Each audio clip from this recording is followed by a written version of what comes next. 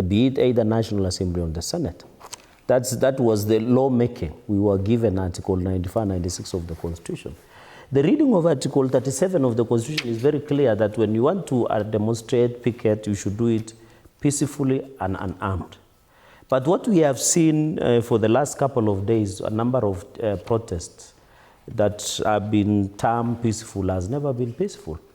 As we talk today, I want to pass my condolences to many Kenyans who have been killed in these senseless demonstrations, and both the Kenyans and the police that have been injured and killed during these senseless demonstrations across the country. Their lives have been lost, property have been lost. The reading of Article 238, the role of national security is the protection against internal and external threats to Kenya, territorial integrity and sovereignty, its people, their rights, freedoms, property, peace, stability and prosperity, and other national interests. So the public order bill, which has been proposed by Nairobi Women Representative, should be construed and be interpreted in good faith. Because the fact that many Kenyans, you saw the ball, and we have to be honest, and I am happy I'm with my colleague leaders on this panel. You know, when a police station is burned down, when a tarmac is burned down, when people are being killed, when businesses are being looted, it is painful to all Kenyans. And as a country, in the principle of Article 238 under national security, we must come up with laws that will ensure those people are compensated. You remember how many people lost their property? Where will they go? Lives have been lost. Albert Ojwang and the rest have been lost. There is a young man who just died the other day after being unfortunately shot by a police officer. But that's what we're asking. Do you think... That is why I'm saying I'm building my rationale, the reason that we should have this bill. That is why, even if you go to Iran today, you saw the other day we were protesting against bombing from Israel. There is a specific square where people go and do their speeches, demonstrate there, argue.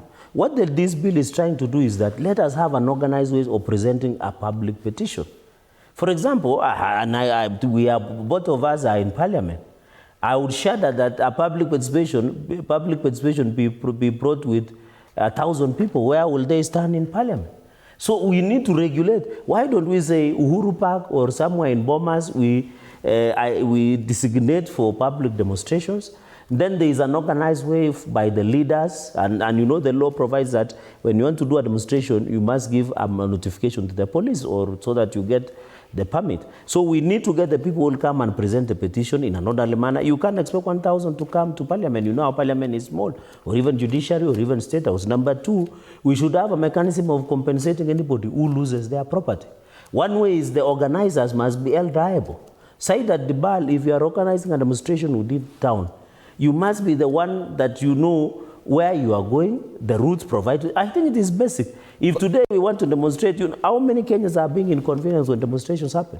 You could be coming to work here. Somebody else is rushing to hospital. Somebody else. And Article 24, in conclusion, says that where your right ends, my right starts. You have a right to demonstrate, but also have a right to drive to work, to hospital, to go to farm. Why do you think your right is important under Article 37 that you demonstrate and the BAL cannot go to work simply because you are demonstrating? Well, so we must look at the balance on how we can achieve these rights within the Constitution and the meaning of the law. But even if the bill is germane and kosher, as you're trying to put it so far, it's the